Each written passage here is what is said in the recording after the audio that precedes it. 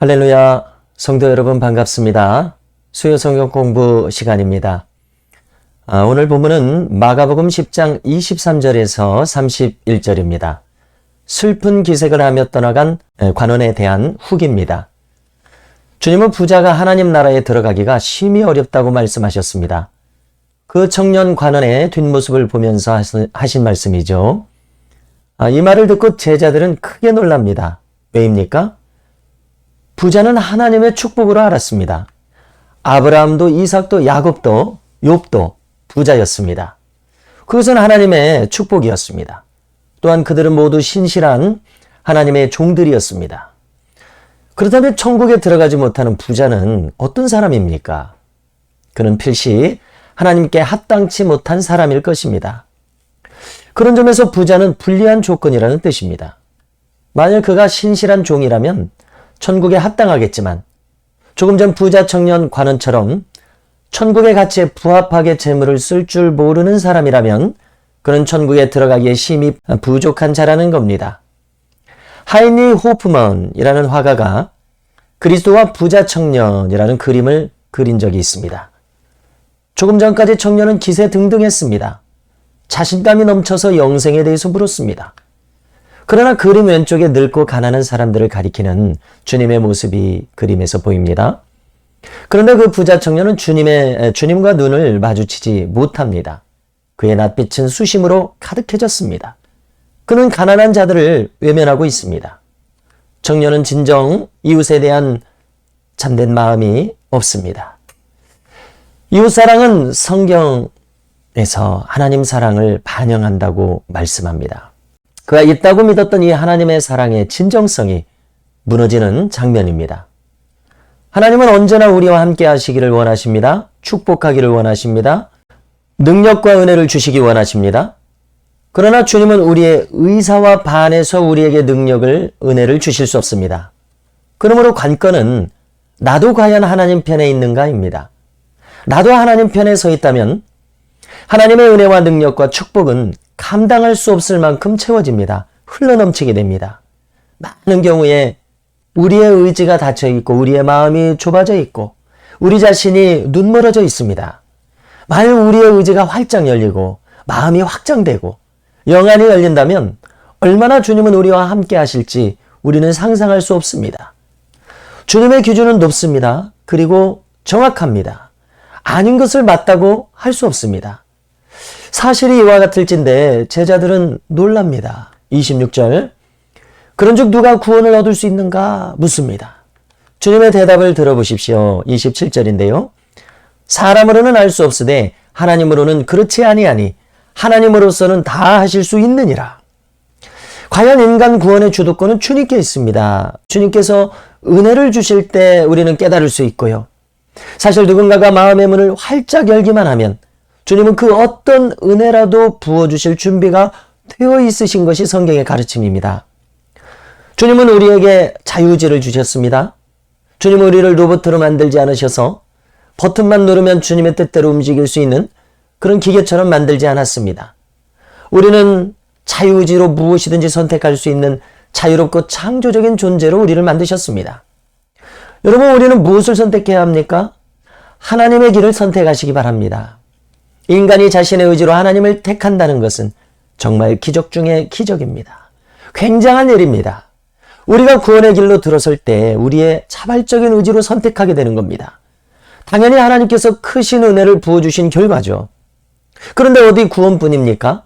매일매일 분초간에 우리가 자발적인 의지로 그분을 기쁘시게 할 일을 선택하기만 한다면 하나님은 더 엄청난 축복의 길을 열어주실 것입니다.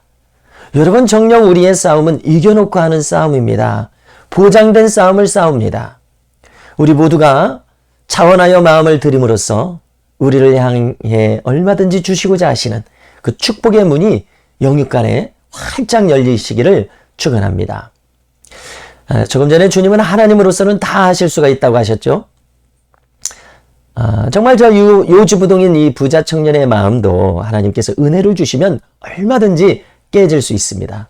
여러분, 100년 안에 다 쓰지도 못하고 두고 갈 재물을 묻어두면 쓰지 않으면 뭐 하겠습니까?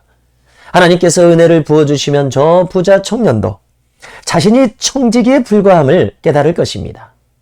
그러면 그 많은 재물을 천국을 위하여 다 쓸 수 있는 기회를 주신 것임을 그는 뼈저리게 깨달을 것입니다. 그러면 주님의 권면처럼 그리고 나를 따르라.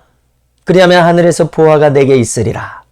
실제로 천국의 보화로 쌓이게 될 것입니다. 저 부자 청년이 이 비밀을 깨달아야 그렇게 할 수 있습니다.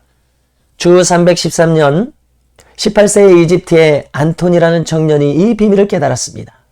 그가 예배당에 들어섰을 때 저 설교가 똑같이 들려졌었습니다. 그 설교의 결말은 부자 청년의 슬픈 기색으로 물러서는 장면이었습니다. 그는 외쳤습니다. 나는 저렇게 하지 않겠다. 나는 나의 재산을 다 나눠주겠다. 그리고 주님을 쫓겠다. 저 부자 청년과 다른 그의 이 현실에서의 결심이 그를 수도원의 아버지로 만들었습니다. 사망의 영성을 수립한 선구자로 만들었습니다. 여기서 이제 베드로는 주님께 묻습니다. 28절인데요. 그러면 주님, 우리가 모든 것을 버리고 주를 따랐나이다. 우리가 얻을 것이 무엇이리까? 묻습니다. 주님이 답하시기를 29절인데요. 내가 진실로 너희에게 이르노니 나와 복음을 위하여 집이나 형제나 자매나 어머니나 아버지나 자식이나 전토를 벌인 자는 현세에 있어 집과 형제와 자매와 어머니와 자식과 전토를 100배나 받되 박해를 겸하여 받고 내세 영생을 받지 못할 자가 없느니라 말씀합니다. 여러분, 우리의 마음밭이 옥토밭이 되기만 하면 그 뿌려진 씨앗은 30배, 60배 혹은 100배의 결실을 반드시 맺습니다. 여러분, 그 결실은 영육간의 결실입니다.